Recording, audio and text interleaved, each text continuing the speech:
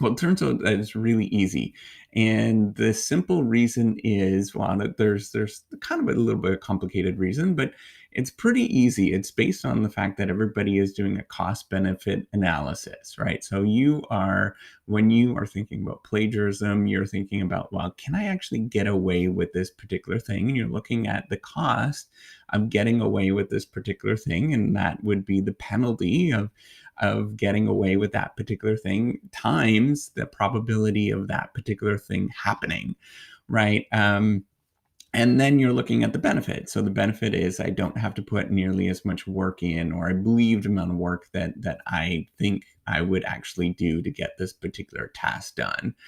So really what you're doing is you're weighing the cost benefit of getting caught and the penalty of being caught, the probability of being caught versus the actual benefit you're getting from not doing that particular work. So it turns out when you do that, usually when people are thinking about plagiarizing other people's work, it's simply because that there's two things that are generally happening, right? The first one is that they're lazy for whatever reason, right?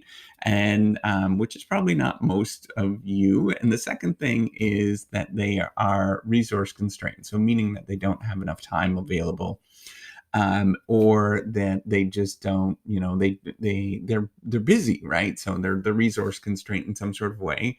So what does that end up doing when they're thinking of plagiarizing? They'll end up just Googling on Google and do the simplest sort of ways to plagiarize is look at the first couple of websites that pop up.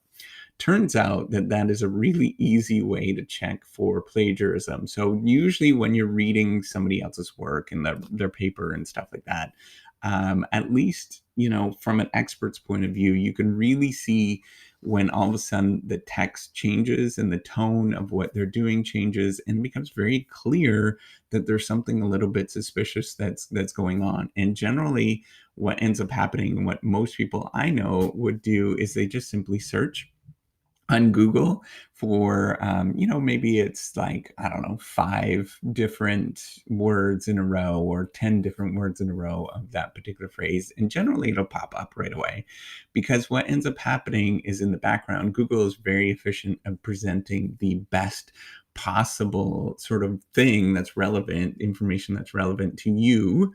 And it turns out that it is also really efficient at presenting the most relevant information to the professor as well, right? So if you're resource constrained, you're not going to dig all that deep into the, different web pages and things, go dig for different information to plagiarize.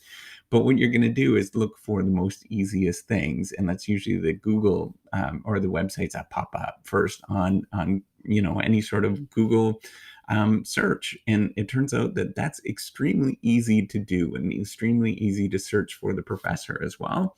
So normally, a lot of people are turning towards like things like Turnitin, for example, and that's really cool. I use that with all of my classes because it sort of simplifies that task. But generally, it pops up right away, and it sort of removes, when you use those kind of tools, it removes kind of the ambiguity with that and the decision making, which is actually a good thing.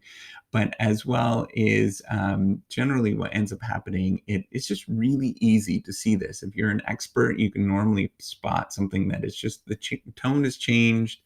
All the stuff that happens in a business school, for example, is going to be like really marketing speak. I call it marketing speak because it's all going to be, geared towards what the businesses are wanting you to sort of think about and stuff, and not really any sort of insight, right? So really what's happening is people are doing this cost benefit analysis, and they're looking to see what is the easiest way to get away with this particular task, right? So if I were you and I were thinking about this whole plagiarism thing, and obviously, if you're Googling this, you're thinking about probably plagiarism in some sort of way. But I would honestly, in maybe positively or negatively, but I would sort of think about the resource commitment that you have and the times that you have, and it's a lot more efficient generally to spend your time writing something that's original than going and sort of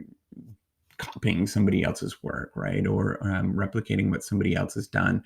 It's often really efficient to do that. However, you have to cite other people's work, right? And once you sort of cite other people's work, that's your own original work. Once you start getting deep and start digging into all of this stuff, it becomes your work very, very quickly, because you're doing research at that moment, right? So you're digging deep into that.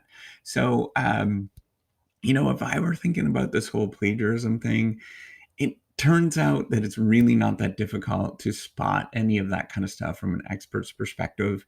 And it's simply just because people are actually doing this cost benefit analysis with their work, and they're just thinking, can I get away with this thing, and what's the penalty of getting away with that thing, right? So, and it turns out it's, the probability of actually catching somebody that's plagiarizing is pretty high, simply because from an expert you can find some of this stuff pretty easy, and then the penalty is usually really high as well, right? So you can get kicked out of an institution. So they're making this cost benefit analysis, and I think generally what most people sort of are estimating, and they're sort of misjudging, is the probability of how easy it is to catch somebody if you're an expert, simply because you're looking at, you just know what this kind of stuff is. If you've seen it multiple times and you've seen sort of what people are capable of, you start growing. You just sense it, right? At the end of the day, you just kind of recognize it pretty quickly, because you know the domain pretty well. So hopefully that answered your question: is how do professors actually check for plagiarism?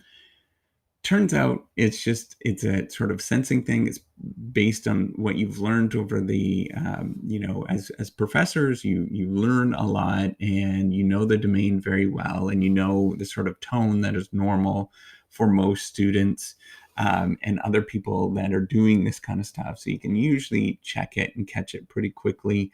There's some tools out there. Turnitin.com is a really great one. I'd actually recommend it, by the way, if you're thinking of doing, if you're from a professor or anything like that, I'd recommend it. Students, I'd recommend for your classmates to sort of, or for you to suggest this to your professors. It takes a lot of ambiguity out of it.